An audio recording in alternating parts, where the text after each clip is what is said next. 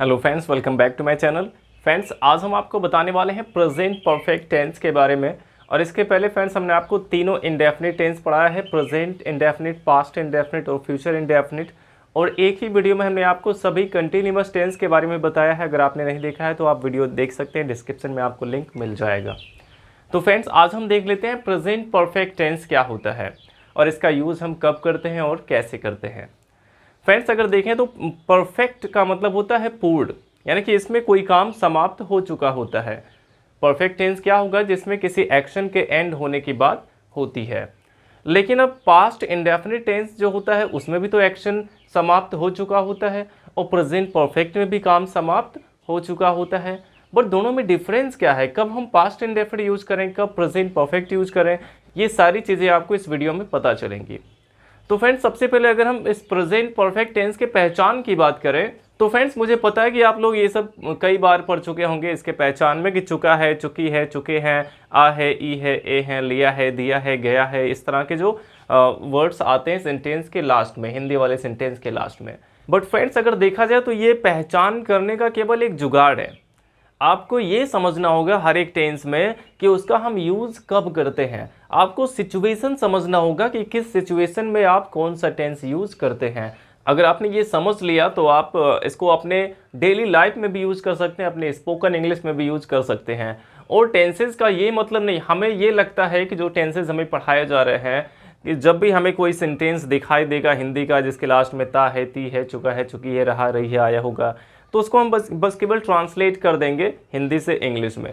बस इसी के लिए हमें टेंसेस पढ़ाए जाते हैं। हमारी सोच बस यहीं तक रहती है। ये कोई सब्जेक्ट नहीं इसमें हम कोई रूल पढ़ेंगे, उसको याद रखेंगे, एग्जाम में आएगा उसको लिख देंगे, इस तरह से नहीं होता है। इन सभी चीज़ों के माध्यम से आप एक लैंग्वेज सीख रहे हैं, तो इसको आपको अपने डेली लाइफ में भी ज़रूर यूज़ करना चाहिए। तो देख लेते हैं फ्रेंड्स कि हम प्रेजेंट परफेक्ट टेंस का यूज़ कब करेंगे। जब भी हम किसी अपने लाइफ के एक्सपीरियंस की बात करते हैं तो वहाँ पे हमें प्रेजेंट परफेक्ट टेंस का यूज़ करना होता है। और इसके अलावा फ्रेंड्स, जब भी हमें बताना हो कि हमने अभी तक कौन कौन से अचीवमेंट्स हासिल किए हुए हैं, कौन कौन सी उपलब्धियां हासिल की हैं, ये अगर हमें बताना है तो वहाँ भी हम प्रेजेंट परफेक्ट टेंस का यूज़ करेंगे। तो जब भी हम लाइफ एक्सपीरियंस की बात करते हैं तो वहाँ पे प्रेजेंट परफेक्ट टेंस का यूज़ करना है। लाइफ एक्सपीरियंस कैसा हो गया? जैसे मान लीजिए कि मैं मुंबई जा चुका हूँ, मैं मुंबई जा चुका हूँ, मैं ताजमहल देख चुका हूँ। तो देखिए फ्रेंड्स, इसमें काम पूरा तो हो चुका है, लेकिन प्रेजेंट परफेक्ट यानी कि प्रेजेंट टाइम तक जो जो काम हो चुका है। जो पास्ट इंडेफिनिट टेंस होता है उसमें केवल किसी एक पास्ट टाइम की बात होती है, वो हमारे प्रेजेंट से रिलेट नहीं कर रहा है। लेकिन जो प्रेजेंट परफेक्ट टेंस है इसमें पास्ट टाइम से लेकर प्रेजेंट टाइम तक की बात होती है। जैसे अगर हम अपने लाइफ की बात कर रहे हैं तो मेरे पैदा होने से लेकर अब तक मैंने जो भी कुछ किया है ये बताने के लिए प्रेजेंट परफेक्ट टेंस का यूज़ करेंगे। यानी कि जो भी मैंने एक्सपीरियंस किया है या फिर जो भी मैंने उपलब्धियां हासिल की हैं। और इसके अलावा फ्रेंड्स, जो काम मैंने अभी अभी समाप्त किया है, यानी कि जो रिसेंटली समाप्त हुआ है जो भी एक्शन, उसके लिए भी हम प्रेजेंट परफेक्ट टेंस का यूज़ करते हैं। रिसेंटली कंप्लीटेड एक्शन, जो भी एक्शन अभी हाल ही में कंप्लीट हुआ है, अभी अभी हुआ है, उसके लिए भी हम प्रेजेंट परफेक्ट टेंस का यूज़ करते हैं। तो अगर इसके पहचान की बात करें, इसके यूज़ की बात करें, तो जब भी हम अपने लाइफ के एक्सपीरियंस की बात करते हैं, जब भी हमें कोई अचीवमेंट्स बतानी हो कि मैंने क्या क्या उपलब्धियां हासिल की हैं अपनी लाइफ में, और जब भी कोई रिसेंटली कंप्लीटेड टास्क की बात होती है, जो काम मैंने अभी अभी समाप्त किया है, तो वहाँ भी प्रेजेंट परफेक्ट टेंस का यूज़ करते हैं। तो इस तरह से आपको इसका पहचान समझना होगा। अब अगर लाइफ एक्सपीरियंस की बात करें तो हमने जीवन में क्या क्या एक्सपीरियंस किया है। जैसे कहना हो कि मैंने पिज़्ज़ा खाया है, मैंने पिज़्ज़ा खाया है, या फिर कहना हुआ कि मैं मुंबई गया हूँ, मैंने ताजमहल देखा है, मैं सलमान खान से मिल चुका हूँ। तो इस तरह के जो मैंने एक्सपीरियंस किया अपनी लाइफ में, ये यहाँ पे बताई गई। और अगर अचीवमेंट की बात करें तो हमारी लाइफ में जो भी हमने अचीव किया है वो चीज़ हम बता सकते हैं। जैसे कह सकते हैं कि मैंने इंग्लिश में MA किया हुआ है।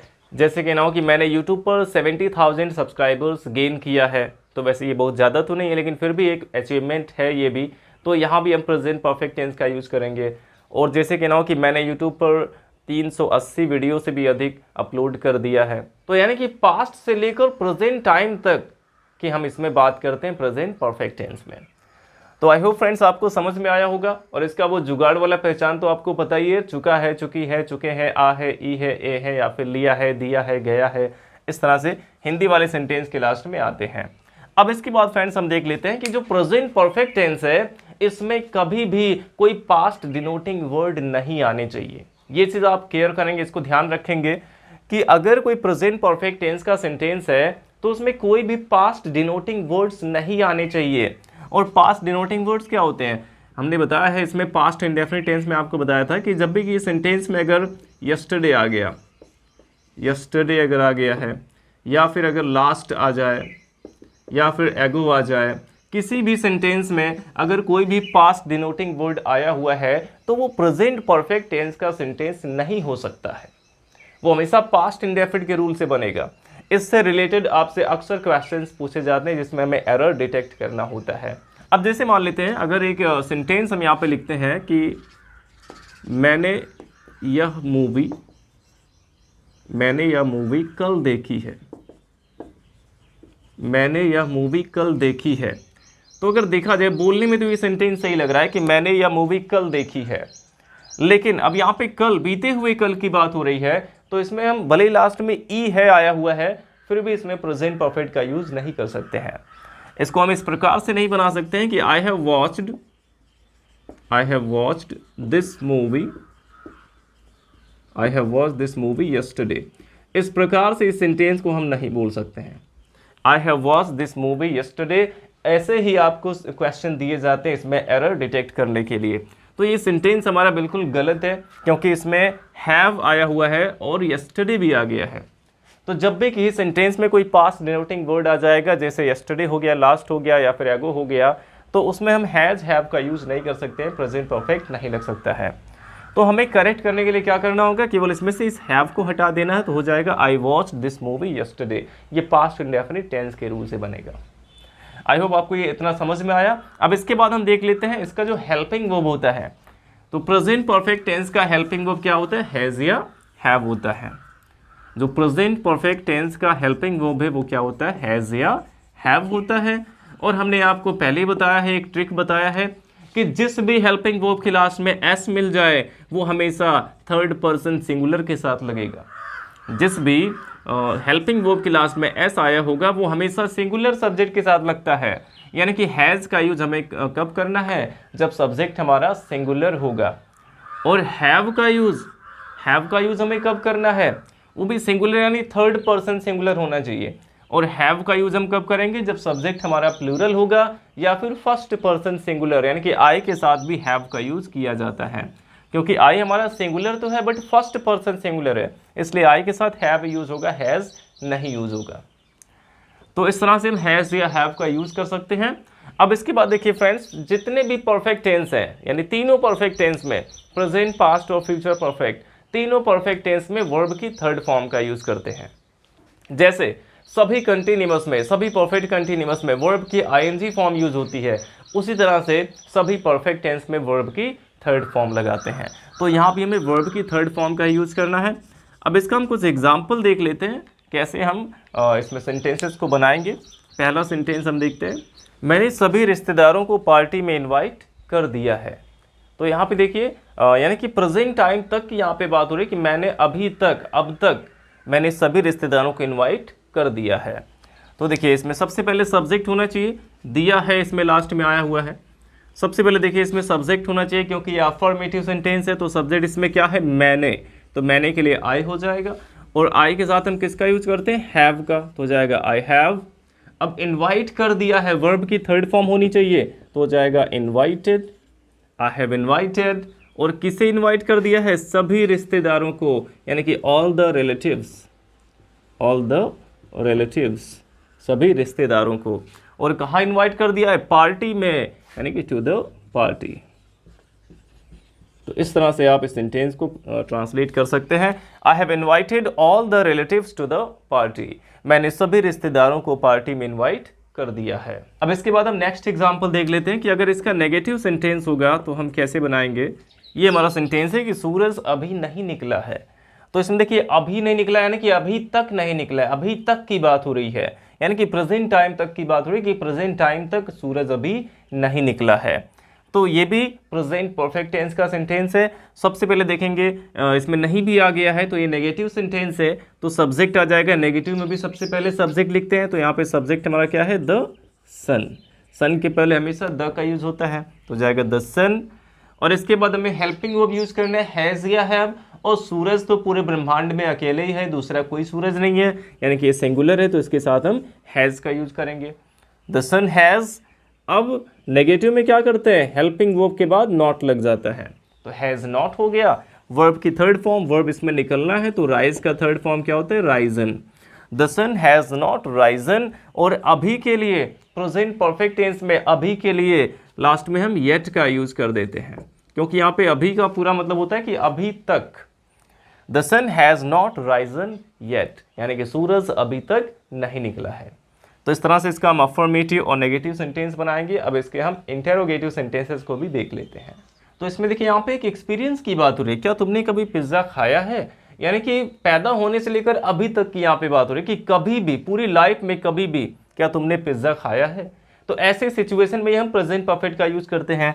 अब ये क्या से स्टार्ट है, तो सबसे पहले हेल्पिंग वर्ब होना चाहिए, और इसमें सब्जेक्ट यू है जो कि प्लूरल है, इसलिए यहाँ पे हेल्पिंग वर्ब हैव हो जाएगा। और इसके तुरंत बाद सब्जेक्ट आना चाहिए, तो हैव यू हो गया। अब देखिए इसमें कभी आ गया, तो कभी के लिए हम सब्जेक्ट के तुरंत बाद एवर का यूज करेंगे, यानी कि वर्ब के पहले एवर का यूज होता है, वर्ब के पहले, क्योंकि एवर के बाद हमें वर्ब लिखना है, वर्ब इसमें खाना है, तो यहाँ पे हम ईटन का यूज कर सकते हैं, या फिर हैड भी लगा सकते हैं कि हैव यू एवर हैड, या फिर हैव यू एवर ईटन। अब क्या खाया है, pizza. Have you ever eaten pizza, क्या तुमने कभी पिज्ज़ा खाया है। तो इस प्रकार से हम इसको ट्रांसलेट कर सकते हैं। इसमें क्या से स्टार्ट था, तो हेल्पिंग वर्ब हैव पहले आ गया। अब नेक्स्ट एग्जांपल देखते हैं। अब देखिए हमारा नेक्स्ट एग्जांपल है कि तुमने यह मूवी कितनी बार देखी है, कितनी बार देखी है। तो यहाँ भी अगर देखा जाए तो इसमें भी प्रेजेंट टाइम तक की बात हो रही है कि पहले से लेकर अभी तक तुमने यह मूवी कितनी बार देखी है। तो यहाँ पे एक एक्सपीरियंस की ही बात हो रही है। तो सबसे पहले यहाँ पे क्या आना चाहिए, देखिए इसमें क्वेश्चन वर्ड आया हुआ है कितनी बार। इसमें क्वेश्चन वर्ड हमारा बीच में आया है कितनी बार, तो कितनी बार के लिए हम क्या यूज करते हैं, हाउ मैनी टाइम्स। कितनी बार के लिए हम यूज करते हैं हाउ मैनी टाइम्स, कितनी बार। अब ये हमारा क्वेश्चन वर्ड हो गया हाउ मैनी टाइम्स, और इसके तुरंत बाद हेल्पिंग वर्ब होना चाहिए। जब क्वेश्चन वर्ड बीच में आता है तो क्वेश्चन वर्ड पहले लिखते हैं और इसके तुरंत बाद हेल्पिंग वर्ब आता है। और यहाँ पे सब्जेक्ट तुमने है तो हेल्पिंग वर्ब हैव का यूज करेंगे। हाउ मेनी टाइम्स हैव, और इसके बाद सब्जेक्ट आएगा you. How many times have you. अब वर्ब की थर्ड फॉर्म होनी चाहिए, वर्ब इसमें देखी है, और मूवी देखना की बात हो रही तो इसमें वॉच का यूज करना ज़्यादा सुटेबल है, चाहे तो सी का भी यूज कर सकते हैं। तो how many times have you watched, यहाँ पे वर्ब की थर्ड फॉर्म यूज करनी है। अब क्या देखी है, यह मूवी, यानी कि दिस मूवी, दिस मूवी। तो सेंटेंस हमारा बन जाएगा how many times have you watched this movie. अब इसके बाद फ्रेंड्स अगर इसका इंटेरोगेटिव नेगेटिव होगा तो इंटेरोगेटिव नेगेटिव में हम क्या करते हैं, जो हमारा सब्जेक्ट है सब्जेक्ट के तुरंत बाद नॉट आ जाता है। इसके भी कुछ एग्जाम्पल देख लेते हैं। क्या तुमने अभी चाय नहीं पिया है। अब देखिए यहाँ पे क्या से स्टार्ट है ये, और इसमें नहीं भी आ गया, यानी कि ये डायरेक्ट इंटेरोगेटिव नेगेटिव है। तो जब क्या से स्टार्ट है तो पहले हेल्पिंग वर्ब होना चाहिए, और तुम है तो हैव आ जाएगा, और इसके तुरंत बाद सब्जेक्ट होना चाहिए तो हैव यू, और इसमें नहीं आ गया है। और जब क्वेश्चन वर्ड भी आए और नहीं भी आ जाए तो नॉट कहाँ पे लगाते हैं, सब्जेक्ट के बाद, तो हैव यू नॉट हो जाएगा, हैव यू नॉट। फ्रेंड्स आपको पता है कि चाय पीने के लिए हम ड्रिंक का यूज नहीं करते हैं, चाय पीने के लिए आप टेक का यूज करते हैं या फिर सिप का यूज कर सकते हैं, SIP। तो यहाँ पे have you not taken, take का अगर हम थर्ड फॉर्म यहाँ पे लिखेंगे टेकन हो जाएगा। हैव यू नॉट टेकन, चाय नहीं पिया है तो ऑब्जेक्ट हमारा है टी, और अभी के लिए सबसे लास्ट में लगा देंगे येट। इसमें हमें नाउ का यूज नहीं करना है, यहाँ पे येट का यूज करना है। तो have you not taken T yet, क्या तुम अभी तक चाय नहीं पिए हो। फ्रेंड्स हम नेक्स्ट एग्जांपल देख लेते हैं। जैसे कि नाउ कि उसने आज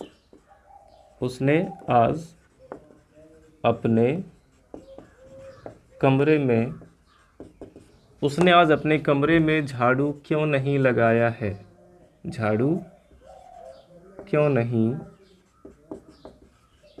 लगाया है। तो सबसे पहले हम देखेंगे इसमें क्वेश्चन वर्ड क्यों आ गया है।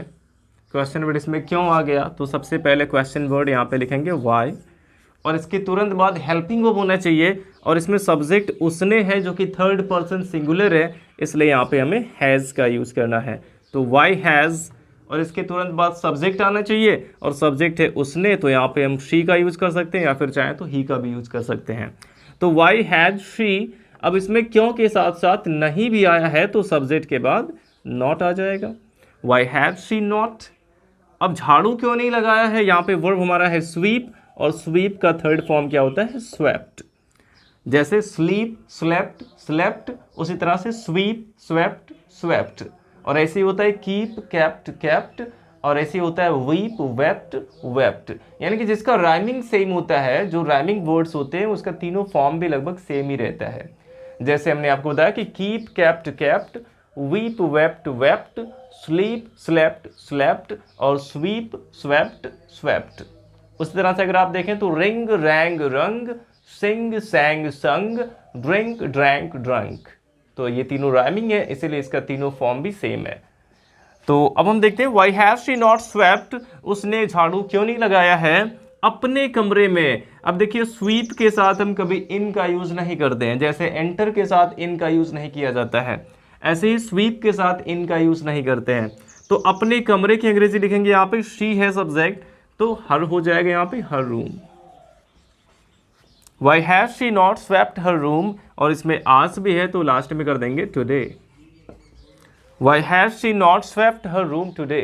तो इस तरह से फ्रेंड्स हम प्रेजेंट परफेक्ट के सेंटेंसेस को आसानी से ट्रांसलेट कर सकते हैं। आई होप आपको समझ में आया होगा। अब आपके लिए एक सेंटेंस है जिसे आपको ट्रांसलेट करके हमें कमेंट बॉक्स में बताना है, और वो सेंटेंस ये है कि मैं दिल्ली जा चुका हूँ। सेंटेंस हमारा है कि मैं दिल्ली जा चुका हूँ। इसको ट्रांसलेट करके आपको कमेंट बॉक्स में मुझे ज़रूर बताना है। Thanks for watching.